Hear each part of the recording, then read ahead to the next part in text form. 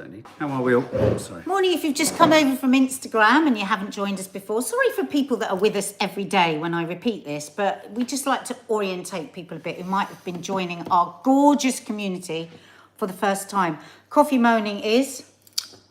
Sorry, I was reading a comment. A daily live show. You pre-warned me when you're going to throw to me. A daily live show, Monday right through to Saturday, every day. We are here with a mixture of current affairs, the big headline stories, sometimes, not always, because sometimes we all just think, oh, I can't be asked, don't want to know.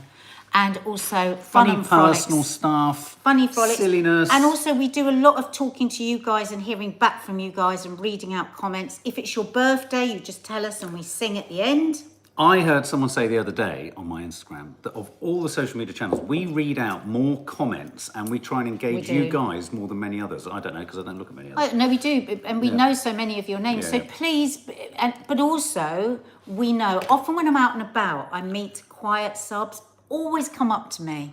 Any sub anywhere, come up to me, or Mark if you see us out. Dina got spotted in Harrods the other day. Oh, how lovely. And just come up and say hello. Just say I'm a sub and just come and say hello, because we always like to say hello. It's really funny. Someone came running at me the other day. I've forgotten their name. They were quite a young person. And I said, oh, can I take a photo? And I was like, I thought, because you don't think like that. I just thought, what's wrong with you?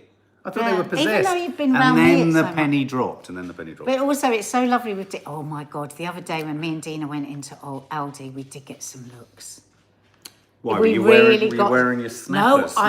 No, I wore like a big coat and like, just making myself anonymous. But everyone was going, oh, look, it's Nadia Sawalha. Martina McKeown, you are too sweet.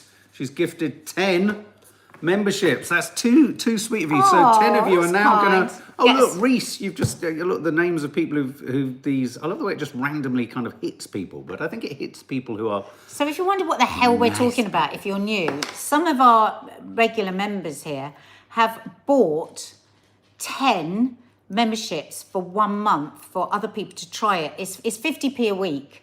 So that's so sweet of you. Thank you for that. Now, listen, just to warn you, Mark, because I got Michelle to slip this into the title when you didn't know. Oh, she didn't do it. Oh, she did. Nadia's Instagram. So I'm going to be asking about my Instagram towards the end of this show. Right. Did anyone see my post last night? Did you see my comment underneath it? Oh, I did. I answered it. But anyway, for the very first time, I'm going to ask Mark what he actually thinks of my Instagram page. But we'll save that for later. And if you're wondering what you get in the membership area, you get a Sunday show, a nice hour to an hour and a half of stitched together food, funny stuff from the internet, from social media, book reviews, shopping expeditions, cocktails, small brands from Lisa Loves, all that kind of stuff, Teddy Talks, philosophy and all that kind of stuff. So it's a family magazine show that you get every Sunday, because nothing else generally goes out on a Sunday unless I've covertly gone off to edit something in my room. And the other thing you get is members lives. There's going to be a members live this Friday with me and Nadia. Nadia is heading off to beautiful Glasgow to see lovely Kay. And that's why the Curly Cooks is a pre-record this weekend. But it was carnage. Yeah, but I think Nadia's going to be able to. We're going to be able to premiere that with you whilst it goes out. And of course, the Saturday papers will be happening normally in I talk too much now. Yeah. Anyway. Right. First and foremost, so we are going to be talking about my Instagram later and what Mark actually thinks. We're going to be talking about baby milk formula. Yeah. Bit of a worry. Yeah. And we're also going to be talking about, well, let's kick off straight away. Well, Nicola Bulley. So just before we get into the intricacies of what sort of has developed, this is becoming, isn't it funny how, because so many people go missing, and I think one has to always caveat this, and I always find it interesting the ways in which certain stories get sort of pushed to the front or kind of move up the news agenda and stay there. And I think sometimes, often there, lots of people are going through their own turmoil with missing people. We had it, a friend of Maddie's, that doesn't get the press, doesn't get the coverage, which I'd have thought many family and friends think, why are they getting it and I'm not getting it? Why does it sort of champion one person rather than others? I think it's important to say, this is happening for, not lots, but for other people who don't get the same coverage. And yet, I do sometimes think there is a certain aspect to some of those stories that do swell forward and stay there. And obviously, I think one of the aspects to this one is the absolute sense that she seems to have disappeared and that there could be a question mark over what the circumstances of that were, i.e., the most obvious, obviously, the reason the police have so obviously gone for falling into the river is because, I can't remember what the phrase, there's a phrase, Michu, that you use, there's a certain sort of kind of philosophical phrase, which is you have to arrive at the most likely conclusion, and something like 99% of the time, the most likeliest conclusion is the one that it ends up being. And the idea is that she slipped into the river. But subsequent to that, we've had, this has been a story that updates every day. Yeah. With different news, different angles, different sort of layers of kind of detail. Interesting. Thanks, Ellen. 87 people missing in that area at the moment. In that area? What, that county? Wow. Well, there you It's go. Lancashire, We're missing isn't it? people. Absolutely. You've worked with them, haven't you? I mean, so, and of course, today, we're at a place where, I hadn't thought of it like this, where the police have revealed that she had, or said that I she think had... we should read the statement. She had a problem, yeah, well, she has a problem with alcohol. Well, if we actually read the statement, this came in last night, didn't it? And we were just absolutely gobsmacked. Yeah. And all morning on the radio and everywhere there are ex-police saying that this is completely unprecedented. And I've not heard one support what Lancashire Well, I haven't got Police the done. exact, I haven't got the Now, exact quote here. right from the beginning of this, there's been a lot of suspicion, really, on the way that they've handled the case, haven't they? Right from the beginning, no, like, tented off area. Do you remember me saying before all the news stories were falling through that the guy who went in, right at the beginning, the guy who went in who was, you know, the single contractor who was called in to kind of dredge with us, there was concern over the forensic treatment of the place from the beginning. Yeah, so the family brought him in because pretty quickly the police said, well, she's in the river. She's now just classed as a missing person. Almost, it felt like that they weren't going to look for her anymore. And then we had the guy last week who said that he'd made a phone call the week before saying about the two fishermen. hooded people, and the police hadn't got back to him. Then there was the letter. There's been lots of different things. Every day there's something new coming up. Now, you could have knocked me over with a feather with this statement from the police last night, and the reason that they gave the it. exact statement. Well, the gist of it was That she had underlying vulnerabilities. yeah. So they said it is necessary. Obviously, we're paraphrasing here because of continued speculation, and this goes back to when they were first talking about the disappearance, and they said that there were extenuating circumstances, something they hinted at something. Underlying vulnerabilities. Yeah, underlying vulnerabilities. So they've suddenly decided that it's important to, to fill us in. Have you got that other one that I airdropped you? Because it's really good on the policeman who had an opinion on this. And basically, this one. So if you go up a bit. So they basically said that they'd been called to the house Days before, because she had problems with alcohol and due to her menopause, right? Now, this former detective who's commented on this said that he found this really extremely strange because this clearly wasn't a domestic abuse scenario or a drunken person scenario.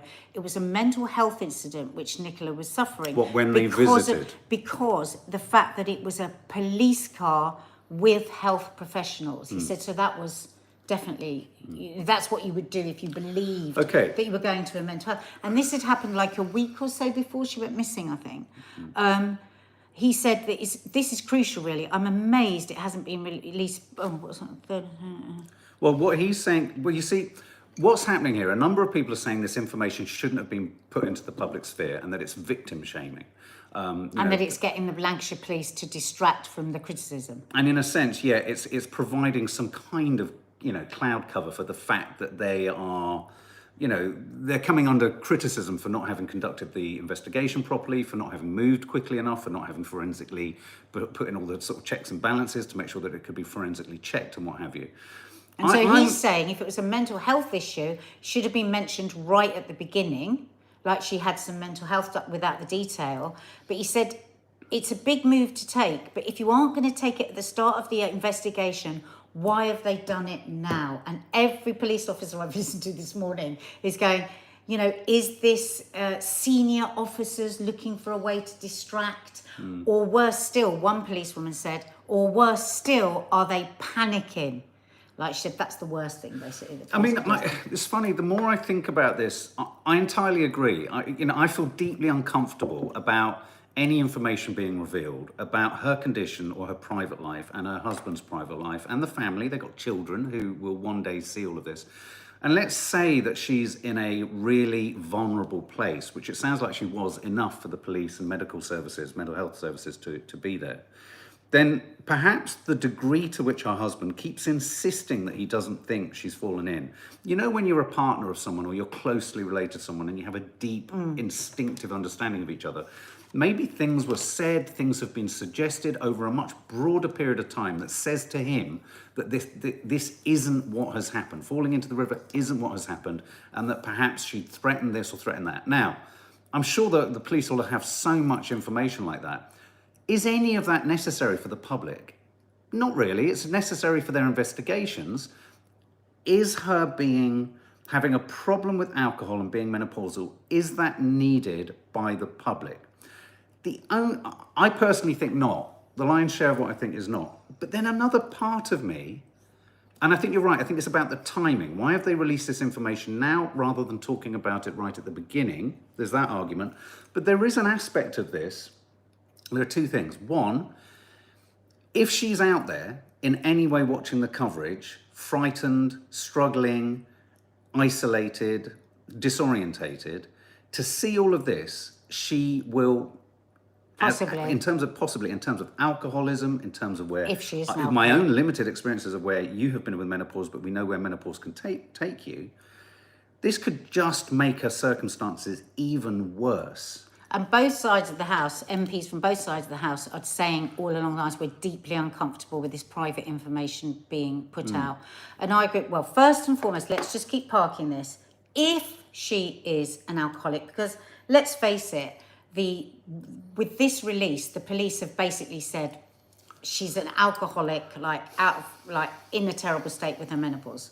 Now, we don't know if that's true. Suffered with some significant issues with alcohol. Yeah. But we all know how people are interpreting that, aren't we? So, you know, like Mark, I agree. If that is true, what comes with alcohol and, you know, abuse of it is often real shame and guilt.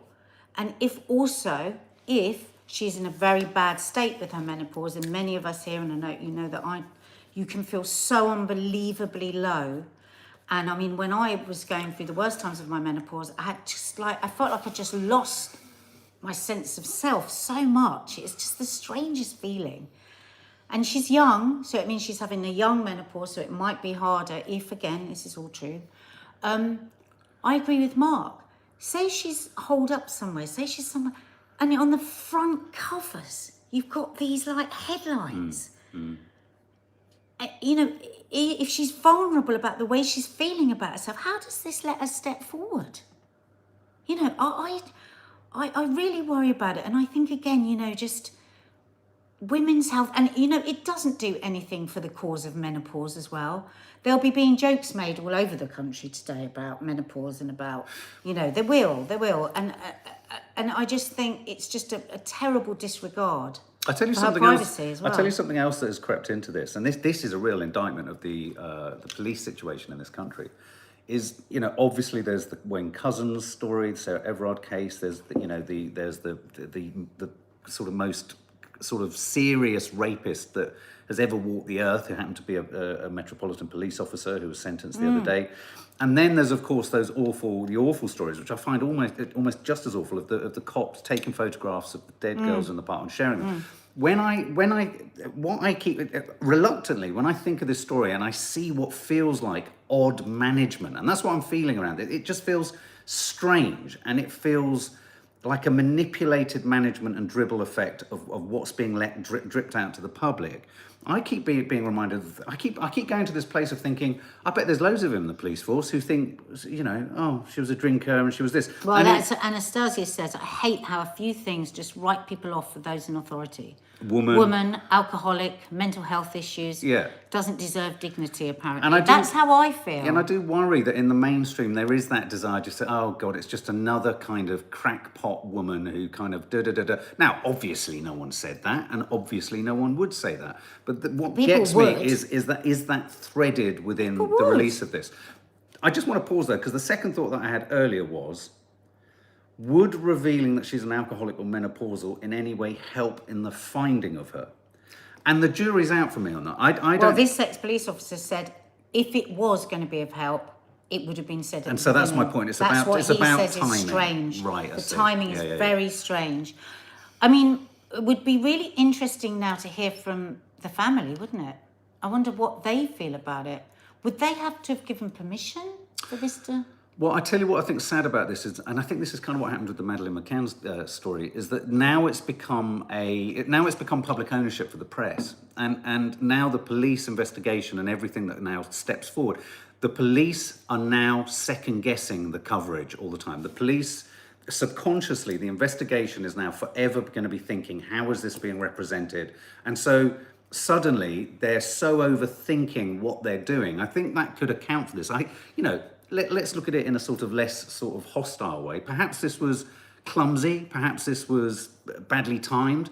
Perhaps this was panic. Perhaps there was a well-meaning sudden thought of, oh, we need to put as much into the public realm so that people have as full a picture as possible. But I always worry when you say somebody has a problem with alcohol, people care a bit less. Oh, look, Sarah Fox. I Sarah find Fox, people listen go, to this. oh, drinking, like you've brought it on yourself. Sarah Fox was behind an old chap this morning buying a paper. He pointed to the photo of Nicola and said, she was an alcoholic.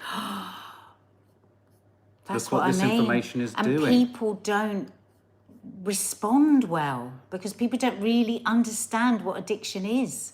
That it's 9 times out of 10 it's self-medication for something else that's going on, and I just. Oh no, nothing feels right. I mean, we could be proven wrong. Let's keep an open mind about Ellen this. says it's definitely inferred, though. I totally agree. Timing of this is a cover-up for mistakes made. I agree. I suppose fundamentally what my line on this is, if her potential issues with alcohol, her potential issues with the menopause were a significant part of the investigation, it should have been plopped out into the kind of public realm right at the beginning, and it should have been shared with the public and explained. This is what they haven't done on this occasion. Explained why that's significant. For example, I mean, I think one of the reasons that it could be useful is that if she is struggling with alcohol, it would be worth checking, sounds ridiculous, every off license, every pub, because, if she's got a dependency or an alcohol dependency, she's going to seek alcohol. You know what I mean? So there would be some element of kind of Just imagine if she logic. hasn't. Yeah, but imagine if she hasn't. I mean, she could have they could have been called, anyway, we don't know, but let's pray that there is something in this statement that they believe is going to help the situation. But whatever way you look at it, it's been appallingly managed. Yeah, I mean, the headlines... Because that's not how we've been left feeling, is it? But the headlines swishing around today are Nicola Bulley's reputation destroyed, says ex-detective. The Independent, which this was the one that drew me, police accused of victim blaming as MPs condemn decision to reveal Nicola Bulley's alcohol struggles. And the thing is, her kids will see all of this. People never think of that. Do they not think of that? I mean, we've still got to wait and see. I mean, if this was... I mean, at the moment, the longer we go without any statement from the family, the more I believe that they have supported this. So we've got to keep an open mind. And there's also a quote here from Peter Faulding, who was the diving specialist that went in. He says that Nicola's family told me she had no underlying issues after then hearing that the police have said she was high risk. So there's something curious about that. Oh my God, you're joking. So possibly they could have just been called there once and then they've done... Yeah, it's almost like a hoax, that statement from the police. It doesn't even feel like a police statement, does it? The diving specialist said that he spoke to her partner, Paul, who he says confirmed to me that there were no underlying issues. The diver says, I've spoken to the family in depth and the family confirmed to me that there were no underlying issues with Nicola. This is from her sister, this is from Emma, this is from Paul. Is this today you said this? They were talking about a spa day the night before messaging each other. There was not any inkling that there was anything wrong at that stage. So was this on LBC last night? This was yesterday. Yeah, this is yesterday. Later yesterday. So you're well, right. this man, if you remember him, we both said at the time, didn't we? He seemed The like diving really specialist. humble, Yeah. not egotistical, not wanting limelight. I can't help but think, and again, I'm just supposing here, that he would have been sanctioned by the family to say that. He doesn't sound like somebody that would just go speaking for Well, no. But without- if you were to say that was a totally trustworthy and he's telling the truth and he's got no axe to grind and he's trying to be as objective as possible, that would suggest that the police have inferred that she is high risk due to an alcohol problem based upon just one visit. Well, somebody just said there that the diving... Oh, that's interesting. Molly 286. There. Diving specialist said it would have changed how they carried out the search if he'd known the info. E.g., wouldn't have assumed if she had gone into the river, it was by the bench area. The diving specialist. Oh, well, there you said. go. There you go. So, I mean, exactly. They're, I wondered whether it would change the logic of how she walked. Which goes back to that ex-officer saying at the beginning, Yeah. we should have known this. Yeah. Faith Goodman, if she's alive, it seems cruel with all of these Really headlines. It could be does. very And if she's frightening feeling for her. really low about herself or feeling a sense of failure, oh my God. Oh, you won't be. Aaron Bullimore, the only thing the public needs to know in cases of missing persons is a physical description, area they went missing in, places they're likely to be, and any advice on how to approach them. Very true. Very true. Exactly. All the rest keep it to yourselves. Kate Farragher does feel like the police aren't listening to her family and friends, the people who know her best. Partner doesn't think she's in the water and that she didn't take a ball for the dog. Also, I have to say, as soon as you hear anything like the police visited the home, You immediately start whether you going, like it or "Oh." not, exactly. I think just the drip of that information, my first thought was, oh, is there something up at the house? Why were the police there? Was there some kind of domestic violence thing? It's Well, what that's you why the came man in last night, you really then, for you, it really changed when he said menopause, struggling with the menopause. You came in almost like ashen. He was like, menopause. And I was like, what? And he goes, well, because obviously he's seen how bad things can get with menopause. You can get, people get terrible depression, God. some people. Oh my God. So for you, it sort of shifted it, didn't it? For Yeah, you, totally. completely away from Yeah, yeah, thinking yeah. possibly she's been kidnapped or possibly... Oh, yeah, and also you when were I just wa- like, oh, this will definitely be a menopause. Yeah, and when I understood Or that there'd been knee-jerk when there'd been a police visit to the house, I went from how we're all kind of, in a sense, indoctrinated to think, oh, well, what's happened in her home life? And alcohol. To then Oh. suddenly thinking, oh right, it's really weird. I connected the dots as soon as the menopause aspect was mentioned. I thought, oh right, okay, we could be dealing with some really, really severe hormonal issues here. So yeah. Okay, well that's Nicola Bulley. That's just evolving, and I just wonder what the next. It's going to just be interesting how they next inform us of the next development. I mean, there was a glove found. They need wasn't to there? make a statement about their statement now. Yeah, they kind of do. I mean, every radio station, every newspaper, I'm sure, well, that chap we've just been quoting was on Sky, everywhere. And Lancashire Police haven't even come back and said anything yet. I thought Nick Ferrari was going to pass out this morning. He Yeah, I was don't so agree with him enraged. often, but he sounded like he was on the right page today.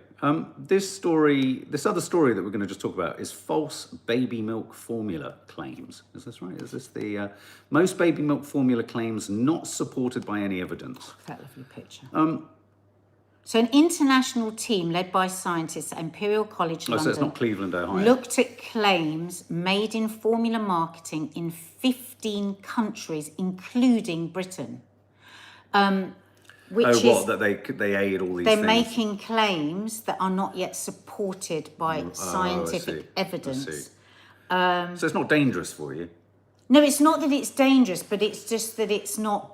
as superpowered as Some they're of saying. their claims are simply not validated. Right, So you right. could think, oh, I go back after 6 months, put them on formula, and all these other wonderful things are going to happen. Oh, I see. And so what we're looking at here is that once again, it increases costs for parents, and parents are nudged towards it, and it's sort of like the pharmaceutical idea. Let's sell more. Now, of course, park anyone that wanted to formula feed Yeah, their or baby struggled, right from the yeah, beginning. yeah. I have no judgment on that at all. I was but formula facts fed. are facts, and breast milk is a magical potion. So to try in any way to convince a woman to stop breastfeeding and to move on to something else, I think is criminal. That's not to say that women that want to bottle feed shouldn't be 100% supported. I am not like breast. I would support any of my friends and anybody that asked me to with breastfeeding, because I passionately believe it is an amazing it's extraordinary. Read up about what breast milk actually does. It's insane. But this is wrong. Now there are already all sorts of rules and regulations in the UK that a lot of other countries might don't have about what you can and cannot say about formula. But I was sorry. Can you go back to? Sorry, Debbie O'Terra says some women don't have a choice. Exactly. So, well, some people just don't want to breastfeed, and that's fine. You know, that's everybody's choice.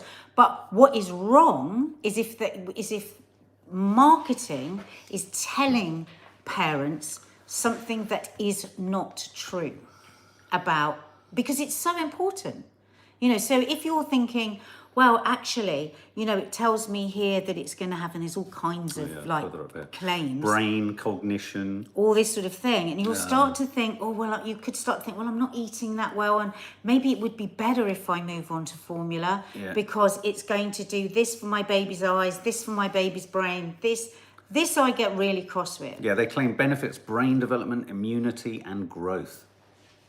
And the WHO has actually made a statement here saying that local governments or health authorities should do more to protect infants and parents from commercial interest. I mean, you know, isn't that the nature of Western society? If we look back in history, you know, the way they would go to other countries, wouldn't they, and get people to move away from the breast. People that couldn't afford the formula, they would give it to them for free. What was that? They would.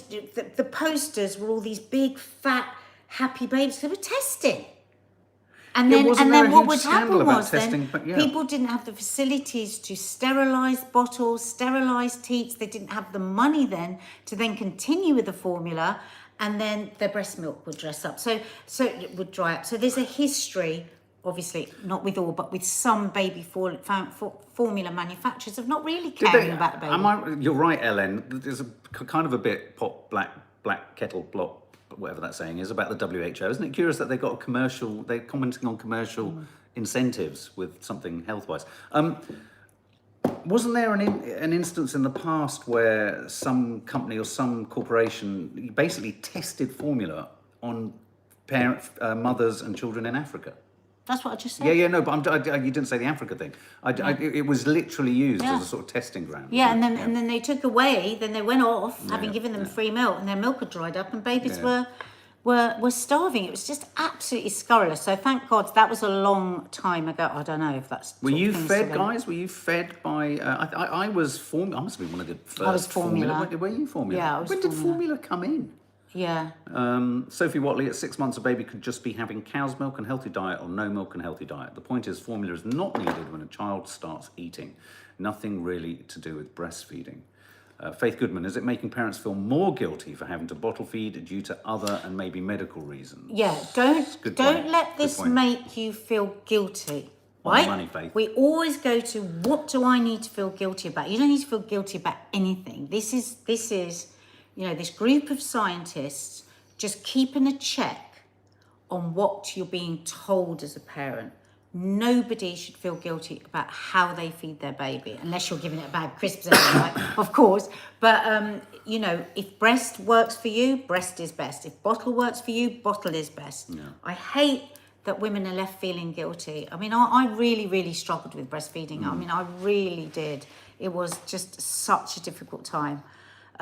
We used goat formula, didn't we? At one point, we turned to nanny goat formula. Nanny goat. So I had a really up and down experience with breast, but that doesn't take away from the fact that the facts are that breast milk is the best thing. Yeah. I had to go on formula. I had all those feelings of failure and everything. And so I understand that. But presumably every mother's breast milk is almost uniquely tailored to the child, isn't it? So the child's it's amazing. Needs, like there can be, I remember once reading about how there can be, like, say, like there's a cold going round. within a really short period of time, your breast milk starts to make the antibodies for that virus. Honestly, just even if you don't never going to have kids or whatever, or you don't want kids or whatever, just read up about breast milk. It's like what? If you put it on a spot, oh my God, totally cures the spot. Really? Yeah. Wow. And when Dina had her first baby, her baby got an eye infection, and the midwife, don't do this without any consulting any health professional, but this is what the midwife did. She squeezed some of Dina's breast milk and put it in the baby's eye. Wow. God, that's amazing. Michelle Sheridan bottle fed my babies and was shocked at how guilty people made me feel. Oh, don't let them. Don't let them. Someone just mentioned the phrase wet nurse. Apparently your nan was a wet nurse. I've always found that kind of odd, but I guess... where my father's from, women hand each other their babies and feed them. But someone just said their nan had to put their child... I think if I'm right in sort of summarising, that your nan had to have the child taken away or something like that. Oh. So presumably it might make use to get rid of or make use of... Well, no, because the more you suck, the more milk you can keep producing milk forever. Right. Dina produced so much milk that she was used as a breast milk donator. So she would sit on these machines in the hospital and they would just pump, because she just made so much milk. Like the things they put on cows? Yeah, and then they would give it to like babies in ICU and stuff like that. Isn't that a lovely thing? That's a lovely thing, but I'm never going to be able to look at Dina the same way in the curly cooks of Croydon ever again. I was so jealous of how much milk she made. Oh, right, okay. Okay, so finally, we're going to get to this that's been slipped into the title. Rebecca, as a midwife, I always support a mother's choice, but the evidence is clear that breast milk is incredible. Over 300 elements. That's what I mean in breast milk. Rebecca, isn't it just nuts? Magic formula. Yeah. Nadia's Instagram. Okay, so last night, did anybody see my Instagram? Just ask that question. Did anyone see my post last night? Oh, I see. I thought you were going to... I thought you wanted me to ask it again. Did anyone see my post last night? Fed is best, whether that's bottle or breast. A happy, calm mama is what we want. A supported, loved mama. You know what? I would love to be a doula, a birth doula. I'd love to look after women having babies or just after. I just love it so much. Every time loose women ask me, what's a job that you'd like to do? Because sometimes they get people to go off and do. I always say a midwife, and I think they want me to say something a bit more glamorous, or a doula. That's what I want to do. I think you make a good midwife. I would, wouldn't I? Yeah. I'd make it, no, not a midwife, because I wouldn't want to do all that training, but a doula. A doula, yeah. Which is just supporting women. Yeah. It's just being there like a top drawer auntie or sister, where you just do everything for them. You look after them, you snuggle them up, and you make them nice food. Yeah, you'd be good at that. Love it. You'd be good at that. So only almost half of everyone has seen your Instagram post, so maybe you need to explain what you did. So last night I put up a post, and Laura Lou said, my husband asked what the hell I was watching. I bet a lot of husbands were watching over the shoulder. So this is what happens with me when I do one of my more out there Instagram posts. I suddenly get hit. And for me, it's about literally getting a feeling about how women will be feeling on that day. So I really, because it was the day after Instagram, Mark didn't buy me a whole load of lingerie this year, but he has bought me lingerie before. And so I thought there'll be so many women that have got this thing and they're just like, it's uncomfortable, you've got the bones, you've got where do you put the snapper, all of this. So I did like a funny reel. And people... Quite a few people messaged me last night. They were saying, "Oh, it's funny." They go, "What does Mark actually think of your Instagram?" And I thought, I left a message. Do you know what? No, not that particular post. I'm talking about generally. Sorry. You keep saying I've left a message, and I keep saying I know I've asked. Oh, all right, sorry. So I thought, what do you think about my Instagram? Because obviously, over the years, as I've done all the work on body acceptance and everything, there's been a huge shift. In what? Well, people assume, like I don't have the sort of marriage where I think I'm going to say to Mark, do you mind me posting this? No. But I think a lot of people would think maybe I should. What do you think? Well, I mean, a lot of people get very annoyed about you doing it, don't they? I mean, I don't really understand why. Just don't look at it, And when every now and then you sort of see a comment that's kind of comes up underneath and suggests you're a show off. So, Oh, really? Yeah, no. But I think it's interesting to tackle that head on because... I have two responses to it. There's one where I see what you're doing and why you're doing it. And I'm always laughing and I'm going, people are going to think this. Yeah. There's no, what do they call it? Throwing shade or, some people even want to suggest it's some kind of... I think you affectionately send up all the pressures and expectations of a insecurities, woman. Yeah. In a very male-dominated society, Oh, but thank also you. Can you in a write very, that down? also in a very female. Again, I go back to this thing that I go to often, which is it's so weird that some of the most vocal people that are most critical under your post are women. It's really weird. It's really weird. I don't get it. Just don't look at it. But what do you feel about But what I know, well, what I'm saying, what I think about, it is that I think I see that you're doing something quite clever, quite funny. It's a sort of humorous way of kind of accessing the madness and inherent stupidity of the pressures that are put on women, and the expectations that are put on women, and the expectations that come from men. And also, you never ever pull someone down for the way they look. You are always sending yourself up through them. That's trying to be like them. Yeah, exactly. That said, But on a personal level. last night, whilst I was filming something in there, and I could hear this clattering away upstairs, and I thought, I'm a man. I'm a red-blooded man. I knew they were high heels. And so, because you fell over.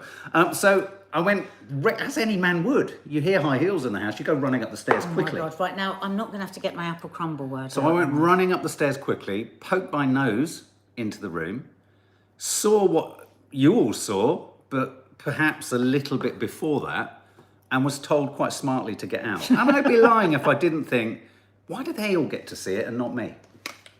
You did actually say that. So I sent him a photo before I posted anything on Instagram. I go, there you go, you saw it first. I've been occupied for hours ever since. Okay, I'm going to ask you this question. I want you to look into the camera. Oh, God. And I want you to be honest. I'm only asking you this question because I want you to be honest, right? And I'm going to take it whatever it is. And it won't change what I do. But I think it's good that I ask you. Does it embarrass you? No. Oh. No, it doesn't embarrass me, but Be honest. I worry. I mean, okay, here's the thing. You often say to me when I say something like, oh, look at the size of that aubergine and those meatballs, you go, stop it, you're going to encourage weirdos.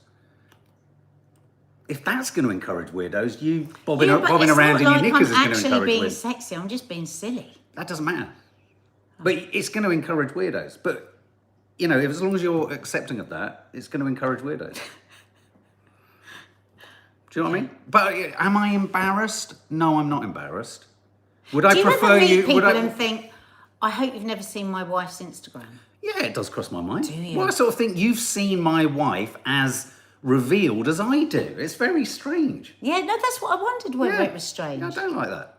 Especially as you're so kind of weird about not showing your body, but it's all right on Instagram. Yeah, it's like... I don't get it. Yeah, it's weird. It's like you literally are sort of But you know what I'm always... nude-phobic. It's like what I'm always trying to do in a way is just like... when you make yourself... What's it called when you make yourself do Jennifer something? Whalen, probably more worry than embarrassment. Absolutely spot on. What's the thing when you make yourself do it? So like if you do it and then it's not as bad as it is. Aversion therapy. Yeah, it's like aversion therapy, yeah. Anyway, I just thought I'd ask. Yeah. It's a performance, exactly, Tiggy. Yeah, it's a I'm not being me, but I'm being my insecurities. Like that post I did yesterday has been me for years and years and years. That idea in my head, it's like, it's funny. It's funny because like people try and do this thing that they think men want, but actually it's like, somebody summed it up brilliantly on one of the messages under my post and said, if only they knew that itchy, the wires sticking you, this does. But then, of course, why people do it is because they think, because it's nice if you're doing something that your partner likes, isn't it? Yeah, and I have to say, what I really liked about last night's one, apart from the photo you sent me beforehand, which only I've got access to, which isn't entirely dissimilar to what you've all seen, is that I did like the message because men do just think, oh, this would be nice, that would be nice. This is the best and there present is I no can get. thought about how, fucking hard it is. I had a go at trying to do one of what they call snappers. Yeah, I couldn't get the bloody things done. God, I needed a degree in engineering. I had to kick him out in the end. It's just annoying me now. It's not that hard to get them off. They usually make a twang, don't they? Well, that's what men like to think, but it takes you need Google Maps. You needed more than that. I needed to book an Addison Lee on the Did app. we have any birthdays? Yes, we've got Martina McKeown to say a huge thank you to you for all of your lovely memberships. Martina. I also saw that someone else did it, but then your name is did. They don't stay up, unfortunately. A welcome to Susan71.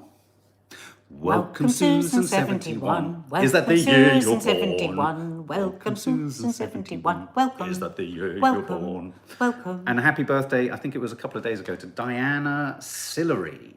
Happy birthday to you. Happy birthday to you. Happy birthday, dear Diana Sillery. Happy birthday to you. There you go. And guys, hit the subscribe button and the notification bell so you know when we're going live. If it's your first time on the channel, have a little look around. There's so much Stacey going on Randall. here. Thank you to Stacey Randall, who also did the other Thank you, batches of members. Stacey. Very, very sweet. And yeah, what day is it? Thursday. Julie okay, Evans, we'll see you tomorrow. need a degree in